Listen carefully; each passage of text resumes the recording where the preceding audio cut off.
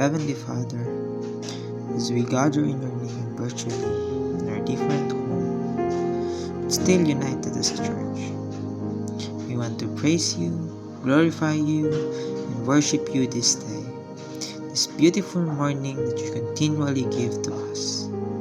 Thank you, O Lord, for giving us another time to sing for you, to hear your word, and do the different ministry we have this Sabbath day. Lord, continue to work in each participant that you will use today, and everyone to listen and pay attention to your word in this online service. Also, Lord, strengthen everyone's Wi-Fi or data connection, and lead not everyone to distractions and other things that will hinder us from worshiping you. And Lord, we want to thank you and praise you, and we love you. All of this I pray in the name of Jesus. Amen.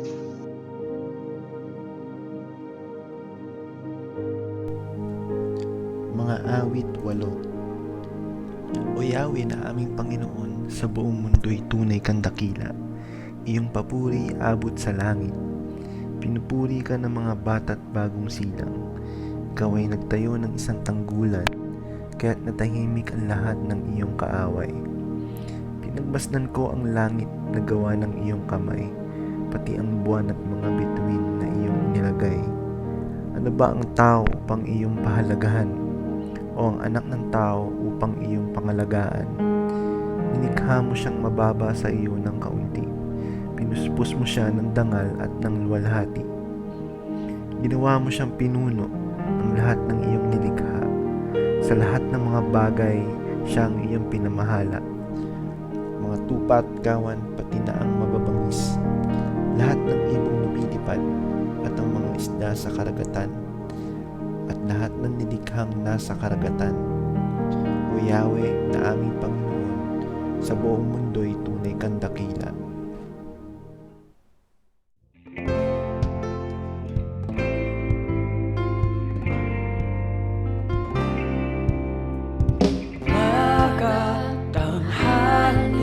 Sa gabi purihin ka, umaga, tanghali, sa gabi purihin ka. Walang oras na pipiliin upang ikaw ay purihin. Sa pagsikat ng araw hanggang sa paglubog nito, tunay na pagsamba ang alay ko. Umaga, tanghali, sa gabi po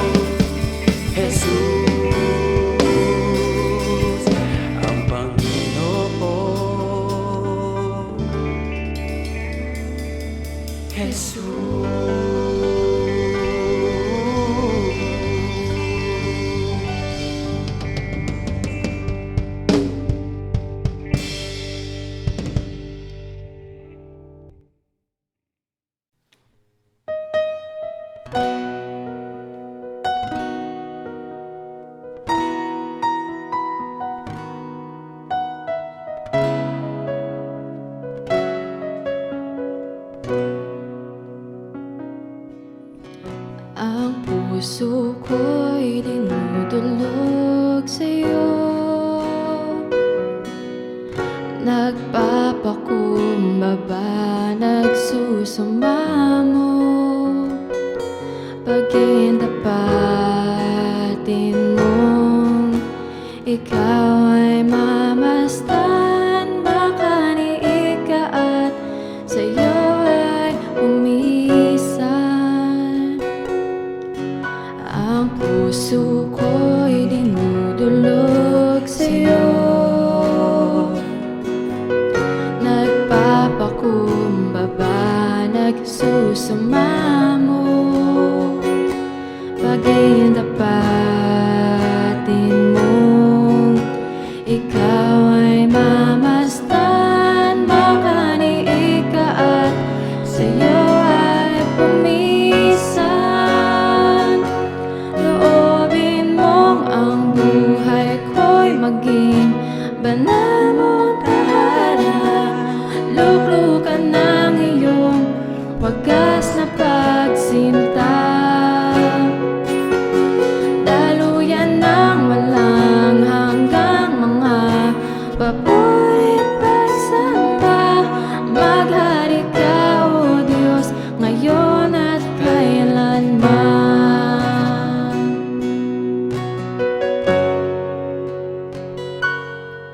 Ang puso ko'y dinudulog sa'yo, nagpapakumbaba, nagsusumamo, pag-indapatin mong ikaw ay mamastan, makaniig ka at sa'yo ay pumisan. Loobin mong ang buhay ko'y maging banal mong tahanan, luklukan ng iyong wagas na pagsinta, daluyan ng walang hanggang mga papurit pagsamba. Maghari ka, O Diyos, ngayon at kailanman. Loobin mong ang buhay ko'y maging banal mong tahanan, luklukan ng iyong wagas na pagsinta, daluyan ng walang hanggang mga papurit pagsamba. Maghari ka, O Diyos, ngayon at kailanman.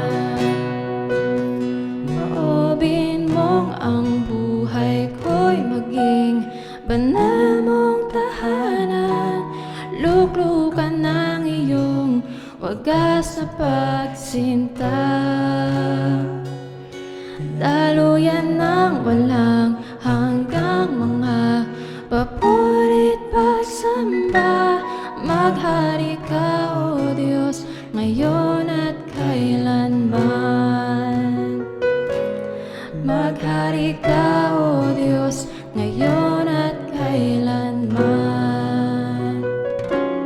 Maghari ka, O Diyos, ngayon at kailanman.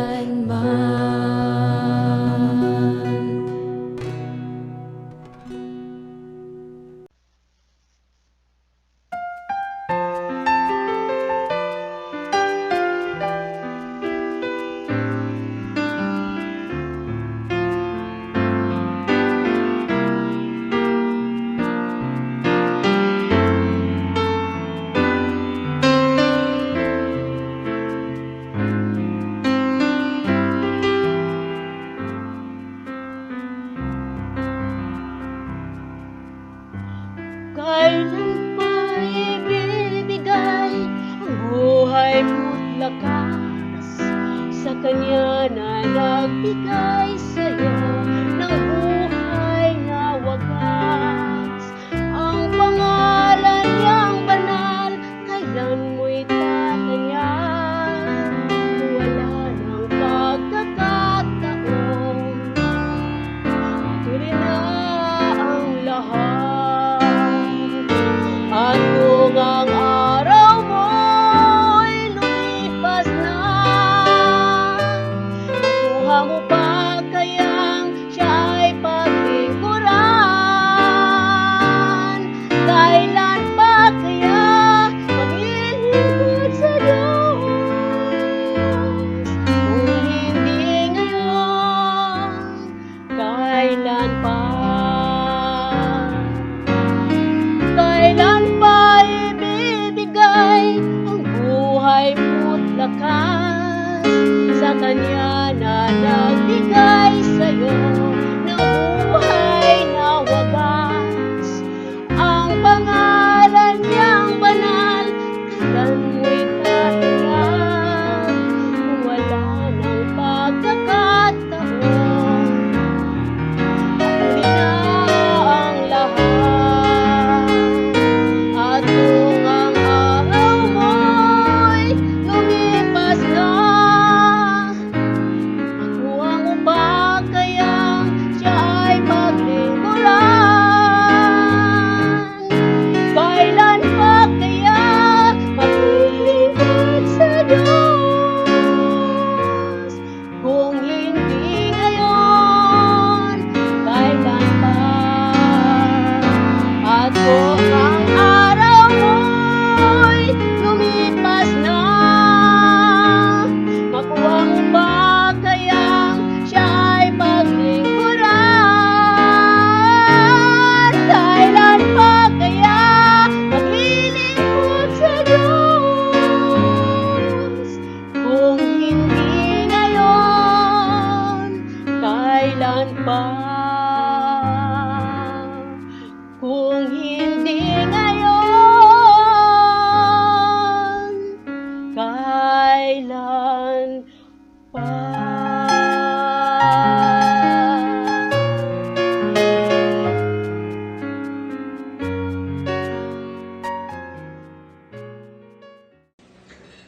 Ngayong araw po ay pinagdiriwang ang araw ng mga kabataan at nais ko pong batiin kayong lahat, aming mahal na mga kabataan sa ating iglesia at sa lahat sa iba't ibang dako ng ating bansa. Nais ko pong basahin ang Proverbs 1:8-9 bilang encouragement sa ating mga anak. Okay. Hear, my son, your father's instruction, and forsake not your mother's teaching, for they are a graceful garland for your head and pendants for your neck. Meaning to say, kayong mga anak namin ay napaka-precious. Pag ang isang tao ay nagbigay ng garland o kaya pendant sa isang tao, meaning to say, mahal kanya, special ka sa kanya. Kaya aming mga anak, mga kabataan, mahal namin kayo at buong kaya, sa abot ng aming makakaya bilang inyong mga magulang, ay namin kayong susuportahan. Okay. Ngayon po ay ipapakilala ko naman po ang ating tagapagsalita. Isa po siyang stateside. Yan. Ang ating tagapagsalita po ngayon ay ipinanganak sa Mabalacat, Pampanga. Siya po ay nag-aral ng pagpapastor sa Rosales Wesleyan Bible College at nagtapos po siya taong 1990. Batch po siya ni Pastor George. Yan. Siya rin po ay nagtapos ng Master of Arts in Missiology sa Asian Theological Seminary. At he was married to formerly Miss Venus Sagulo, na dati pong principal ng ating academy. Sila rin po ay nirigaluhan ng Panginoon ng isang napakagandang anak na babae. Siya po ay si Kenny Beryl. Sa kasalukuyan po, sila ay nakatira sa New Jersey, Princeton, Indiana. Kaya ngayon po ay Ang maglugod ko pong tinatawag ang ating tagapagsalita, walang iba po kundi si Reverend Henoroso Ginto. Magandang araw po sa inyong lahat. On behalf of my wife, kami po ay bumabati sa inyo ng taus-puso ng magandang araw. Nais ko rin bati na inyong masigasig na pastor, si Reverend Bayani. Ganon din kanyang may bahay, ganon din yung kanyang tatlong mga gwapong anak. Kumusta po kayong lahat dyan? Ganon din sa mga board at mga kapatiran. Magandang araw po sa inyong lahat. Salamat po sa pagkakataon na ito na pinagkaloob niyo sa akin na ako po ay makapagbahagi ng salita ng Panginoon. Kami po ngayon ay nandito sa State of Indiana. At salamat sa Panginoon at kami may trabaho at kami ginagamit din ng Panginoon. Kami po ay volunteer workers dito sa Wesleyan Church. Meron pong malapit na Wesleyan Church po dito. Ako ay ginagamit din sa preaching ministry.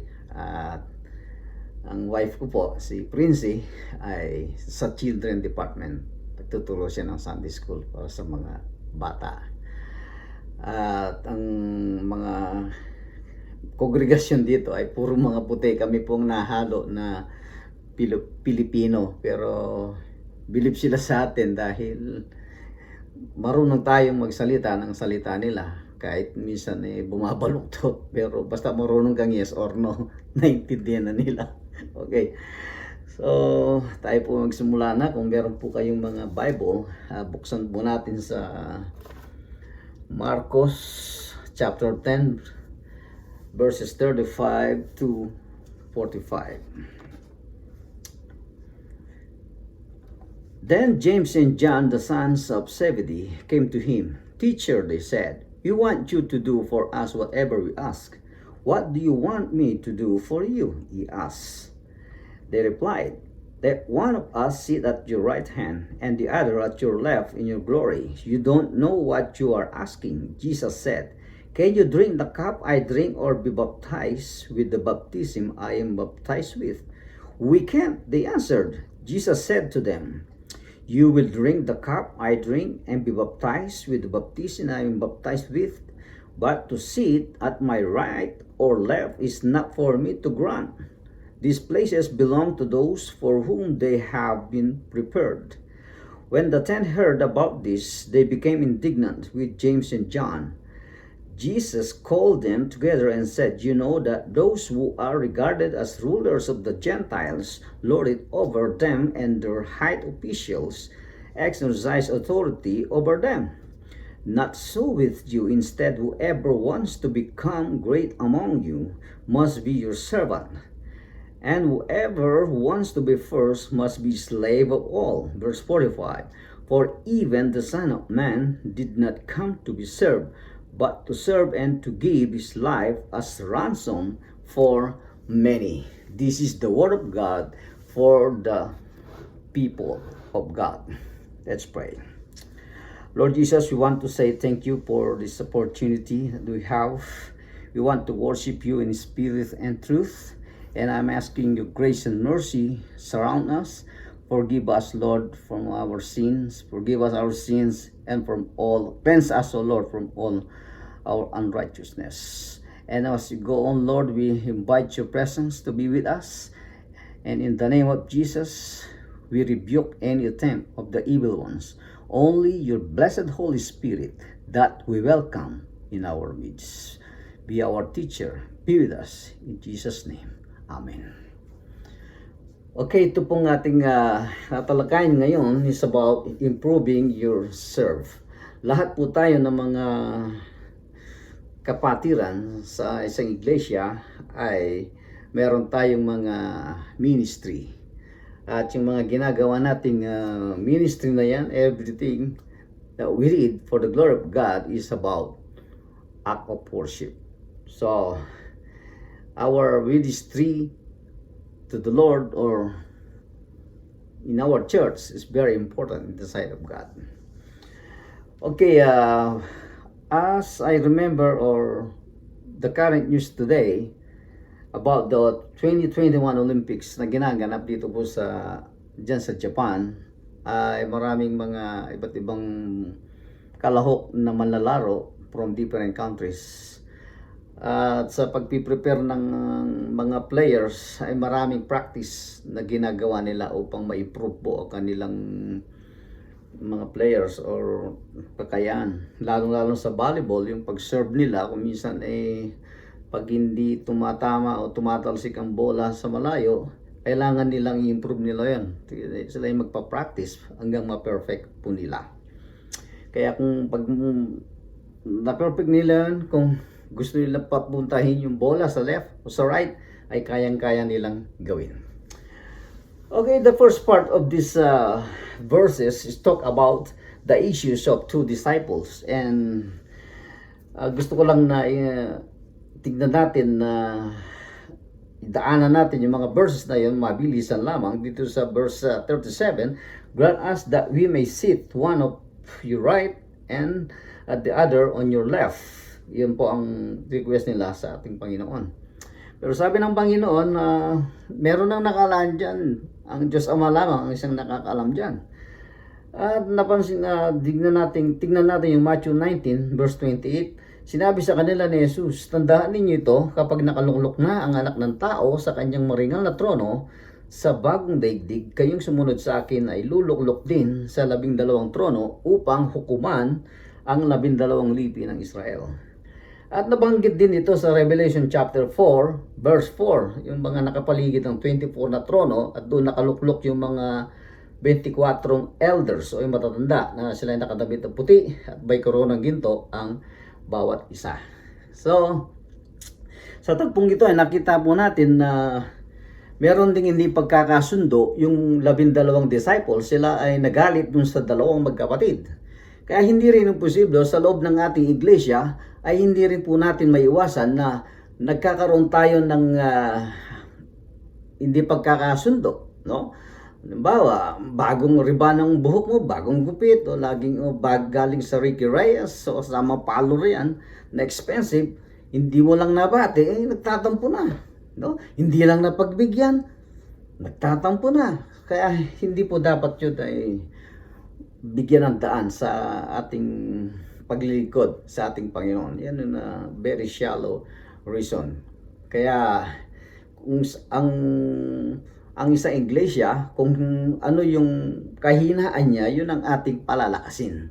Kung halimbawa ang strong point ng isang iglesia, malakas siya sa giving, malakas siya sa strong point nila ang music, no? Pero mahina sila sa mga outreaches, yun ang kanilang palalakasin.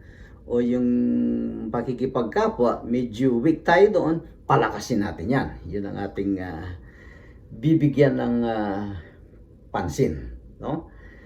Okay, so tayo po ay magpatuloy. So dito po sa pagkakataong ito ay we can take a how to improve our serve or how to improve our service to God. First one is know your weaknesses.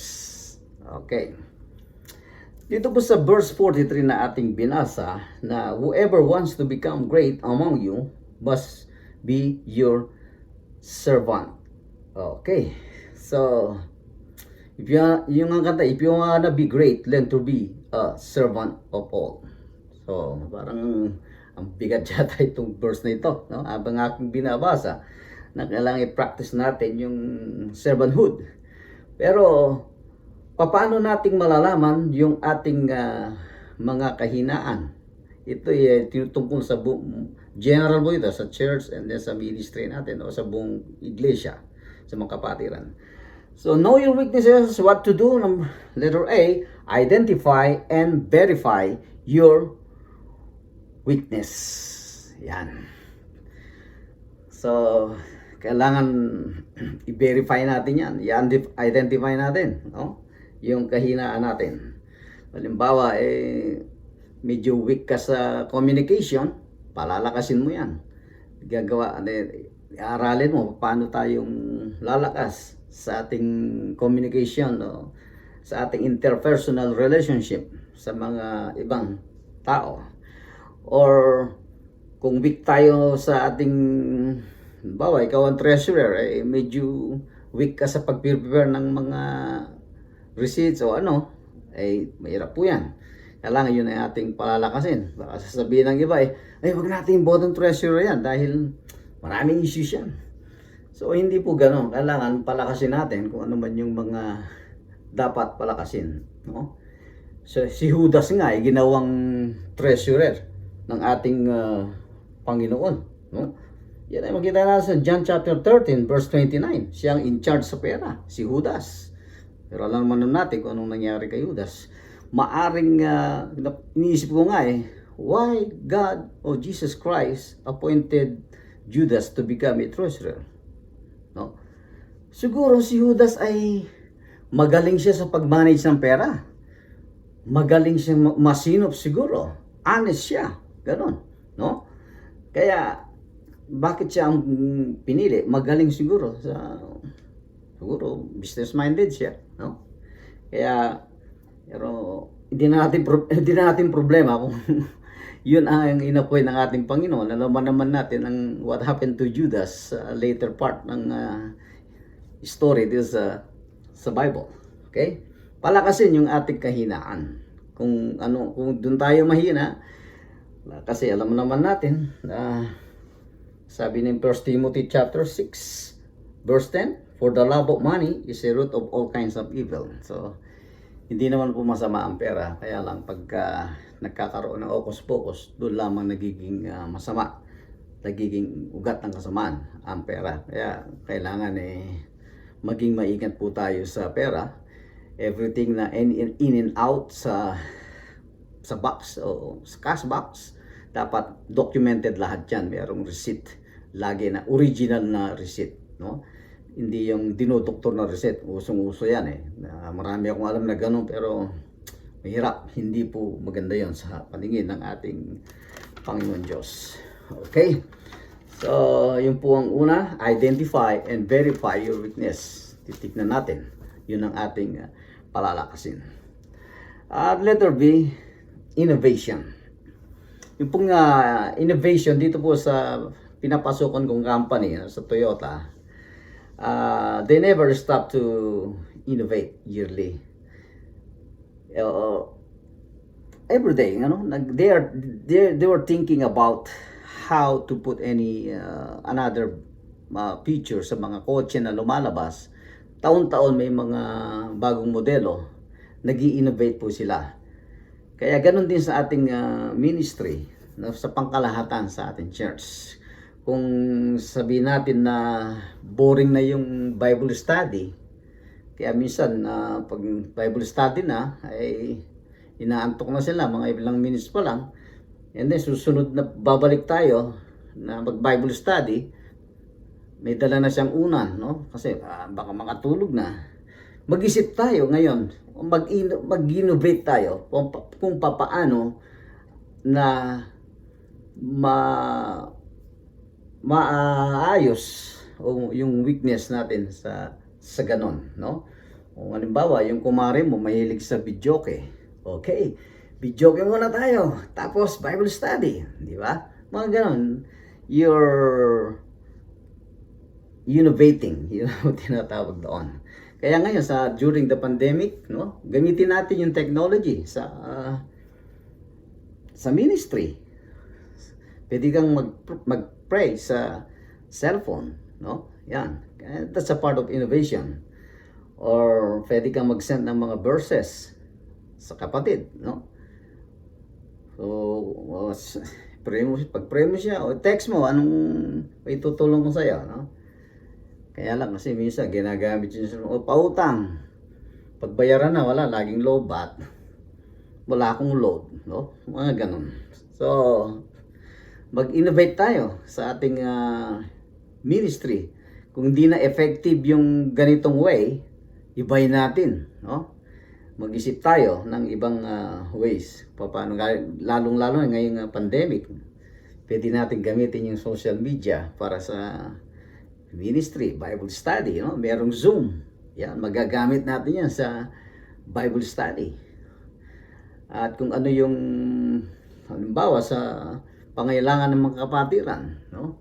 Pwede nating i-gather ang mga prayer requests at ating pag-pray sila gamitin yung cellphone. And then a second one, never stop improving. Yan. Dito po sa United States, meron pong napakalaking hardware dito. Nakita ko yung kanilang logo. Home Depot, sabi niya, never stop improving. Yan.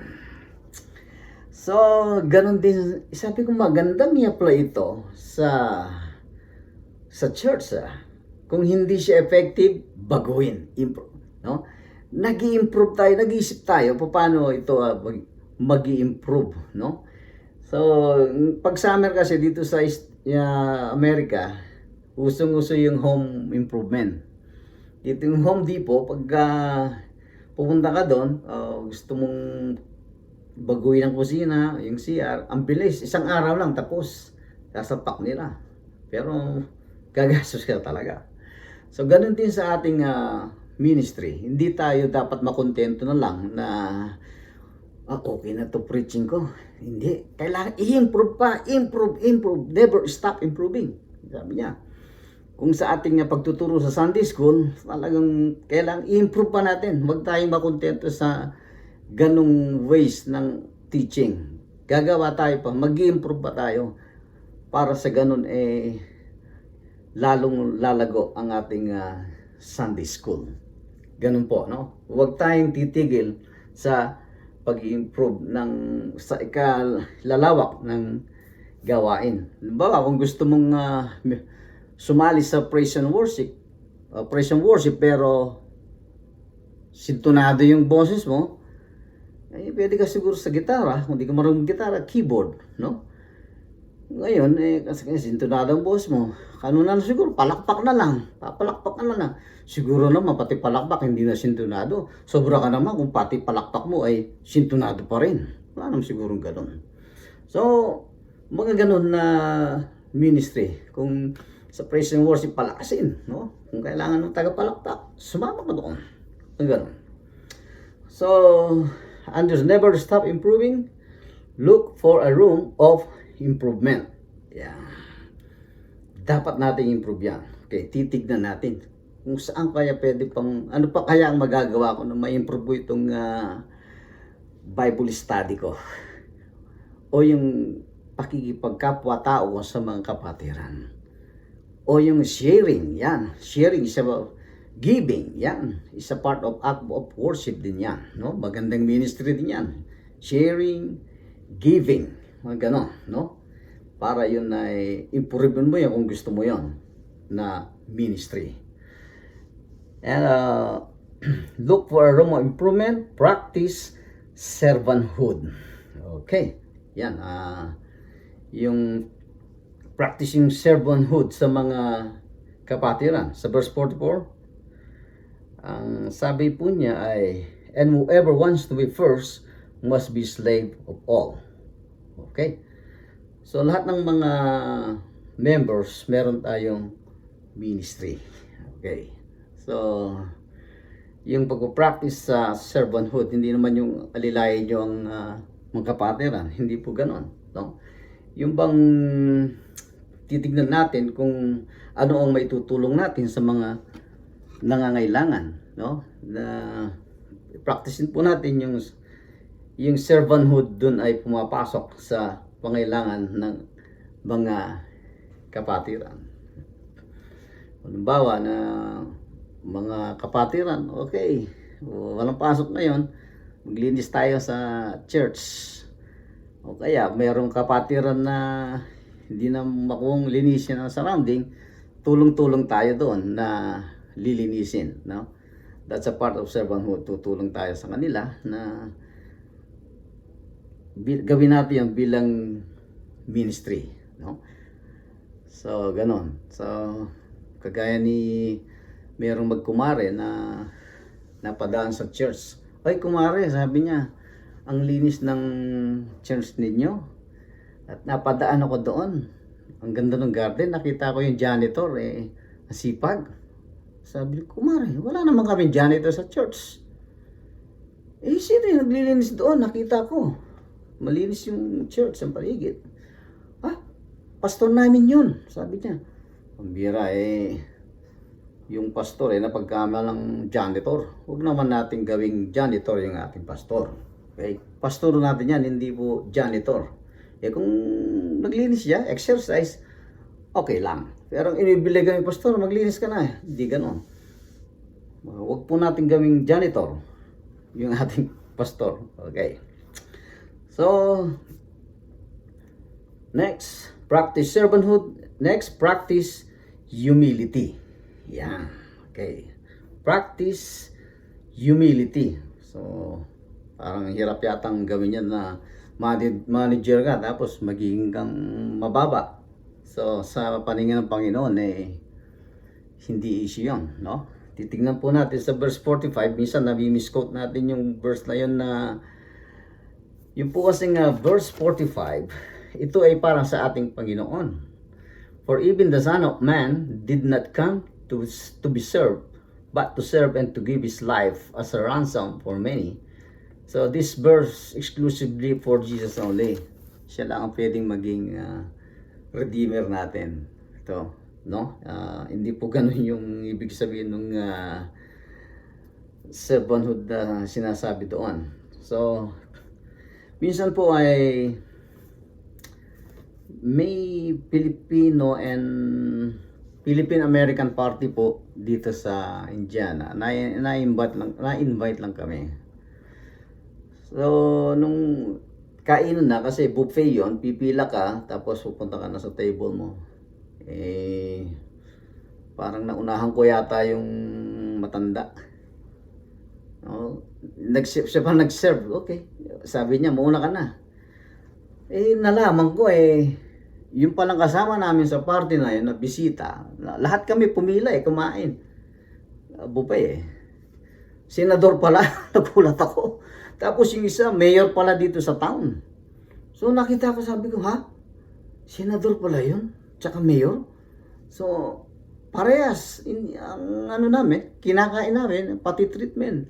Sila pa ang nag-give sa amin. So, sabi ko, nahiya pa ako sa sarili ko. Senador pala yun. So nakita natin yung kanilang humility. No? Parang nakaka-touch naman yung nangyari na yun. Kaya practice humility. No? Napakahalaga yan. Titignan din natin kung ano yung pangailangan ng bawat isa. Kung nauuhawa yung kapwa, painumin. No? Tignan po natin sa Marcos chapter 9, verse 41. Sinasabi ko sa inyo, sino mang magbigay sa inyo ng isang basong tubig dahil sa kayo kay Kristo ay tiyak na gagantimpalaan. So, ganun. Kaya sa pagtulong sa kapwa, kung yan ang ating strength, yung strength natin, ganun, gawin natin yan. Okay? And then, strengthen our weaknesses. So, yung pagbigay ng isang basong tubig, kasi nung unang panahon, pag sa desert sa Israel, talagang mahalaga yung tubig. Pag kayo nakiinom, wala pang yelo noon, yung tubig galing sa jar, yung tapayan, malamig yun pag ininom mo. Kaya nabubuhay yung tao na mamamatay na sa uhaw. Kaya may blessing yun. Halimbawa, na yung kapatiran, uuwi, may sasakyan ka, sumabay ka na sa akin. May napansin mo, uhaw pala, dinaan mo muna sa McDonald's, pinainom ng soft drink, may kasama pang cheeseburger, tiyak na maganda yung gantimpala na ibibigay ng Panginoon. So how much more dun sa tubig lang, ikaw, soft drinks na, may kasama pang cheeseburger, di ba? Parang ganon. So, sinabi rin sa Hebrew chapter 13 verse 16, and do not forget to do good and to share with others. Ayan. Kaya napakaganda na sa iba't ibang ministry na meron tayo at gagamitin natin yan sa ating mga kapatiran. At yung kahinaan natin, ano yung weakness, yung strength natin, gamitin din natin para sa Panginoon. And there's be looking for the value of souls. Yan, titignan natin. Mahirap man o mayaman, may soul pa rin yan, no? Huwag tayong titingin na mahirap lang yan. No, meron din pong kaluluwa yan. Sa harapan ng Panginoon, pantay-pantay tayo, mahirap o mayaman, meron tayong kaluluwa, at meron kaluluwa ay aharap tayo sa final judgment sa harapan ng ating Panginoon. So, kung sa evangelism, ang ating strength, gamitin natin. Kung ang ating weak point, palakasin natin. So, ang evangelism ay mahalagang ministry sa church dahil maraming kaluluwa tayo na matutulungan at may lalapit sa Panginoon. So, minsan doon po sa Santa Mesa ay nadistino kami doon. 20 years ago yata yan. May mag-asawa doon na talagang masigasig din sila sa paglilingkod sa Panginoon. Nagsishare sila sa mga kapatiran o kumare nila. Pastor, yung pong bisitahin natin yung kaibigan ko kasi yung asawa niya na tutulog sa table sa kalasingan, nahulog, nabali ang liig, na paralyzed. So binisita namin at pinag-pray namin. We went there for several times and I pray and share the gospel. And the family, narinig nila yung gospel at bago pumanaw yung tao na yon, pinag-pray ko at I deal him and I share the gospel sa kanya. Tumanggap siya sa Panginoon. So after a year, wala na akong balita kung namatay na yung tao na yon, and then yung asawa niya saan nagpagtrabaho at may 2 anak. So after a year, ako po ay galing sa visitation, pauwi na ako kasi yung mga miyembro doon ay yung bambahay nasa looban, kaya doon ako nagpupunta sa looban. Ngayon sa pag-uwi ko, dadaan sa mga iskinita, nagulat ako dahil yung nanay, hinatak niya ako, halos kalkar niya ako, sinalubong ako, inawakan ako. Pastor, kumusta na po kayo? Dito muna kayo.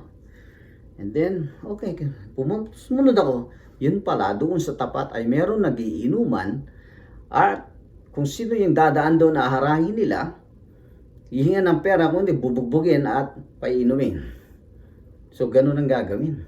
Kaya, sabi ko, nagulat ako na kaya pala hinatak ako nung nanay na lamang ko na gano'n. Kaya yun po ang blessing na hindi ko inaasahan. Luke chapter 15 verse 10, sinasabi ko sa inyo, gayon din ang kagalakan ng mga anghel ng Diyos dahil sa isang makasalanan nagsisit tumalikod sa kanyang kasalanan. No? Kaya mahalaga ang soul sa harapan ng Panginoon. Milyong-milyon o libo-libong anghel ang nagte-rejoice. And Galatians chapter 6 verse 10, kaya't huwag tayo magsawa sa paggawa ng mabuti, pagdating ng takdang panahon tayo mag-aani kung hindi tayo magsasawa. Yun. So, salamat sa Panginoon, sabi ko na sinib ako ng nanay na yun na hindi ko inaasahan. Pangatlo, third point, we need sa ating weaknesses, we need perennial prayer. Perennial prayer is about the continuous prayer, no? To strengthen our prayer ministry, kailangan po natin ang panalangin. So maging yung mga disciples ay nagtaka sila doon sa Mark chapter 9 verse 29 na hindi nila mapagaling, mapalayas yung masamang espiritu. Kaya yung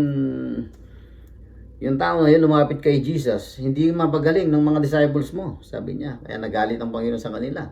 And then nagtanong yung mga disciples, bakit hindi namin mapalaya sa masamang espiritu? Ang sabi ng Panginoon sa Mark chapter 9 verse 29, this kind can come out only by prayer. Sa King James version ay sinabi po ay by prayer and fasting, no? Kaya kailangan natin ng prayer sa ating pamumuhay Kristiyano.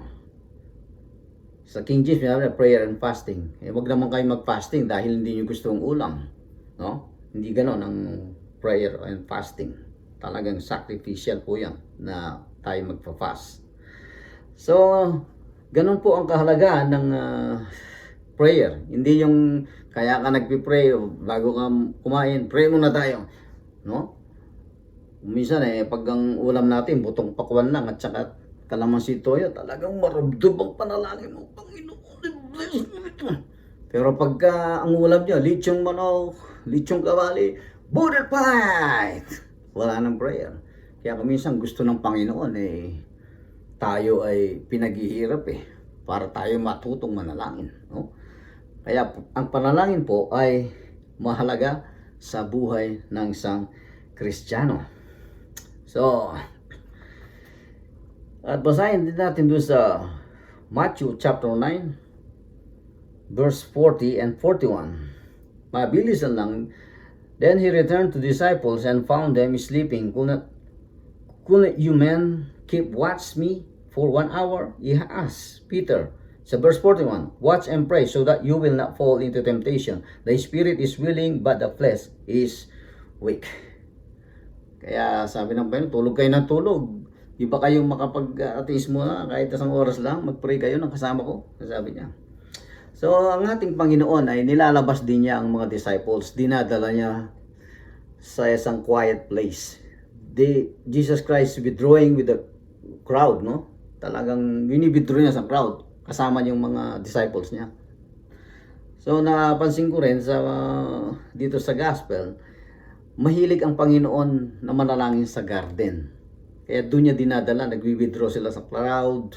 They went to the solitary place, in the garden, nature. Mahilig sa nature ang ating Panginoon. Kaya doon sila nag-meditate, nagpipray. So, kailangan natin yung panalangin. Go to your favorite place, go there, meditate, and pray with your wife or with your friends, no?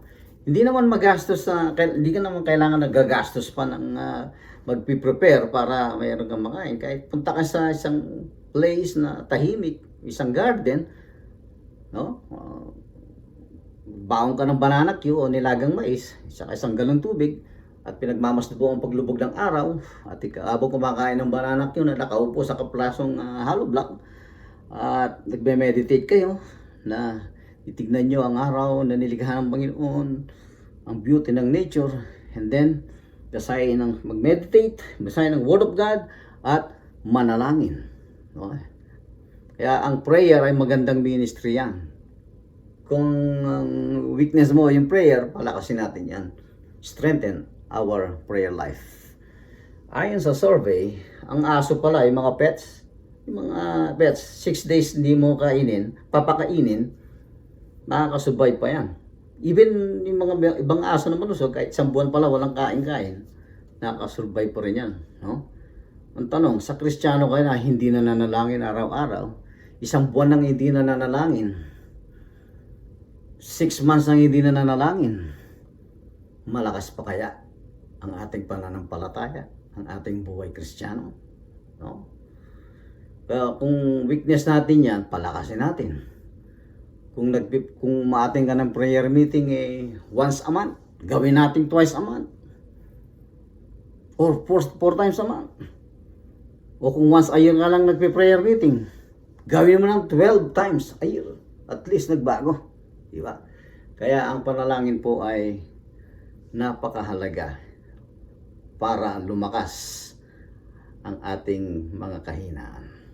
So, prayer ministry ay mahalaga po sa iglesia. Pagpalain po tayo ng ating Panginoon, tayo po yung manalangin. We want to say thank you, Lord, for your love to us. Ganon din sa mga salita mo na aming napagbulay-bulayan sa oras na ito. Tulungan mo po kami, Panginoon, palakasin mo kami sa aming mga kahinaan. At ang aming mga strength, Panginoon, ay gamitin namin kung anong mga strongest point sa aming buhay Kristiyano. Gagamitin namin yon para sa ikalalawak ng iyong gawain. Marami pong salamat, Panginoon. Now unto him who is able to keep you from falling and to present you faultless before the presence of his glory with exceeding joy. To the only wise God, our Lord and Savior, be glory, majesty, dominion, and power, both now and ever. Amen. Muli po, magandang araw po sa inyong lahat. Pagpalain tayo ng Panginoon.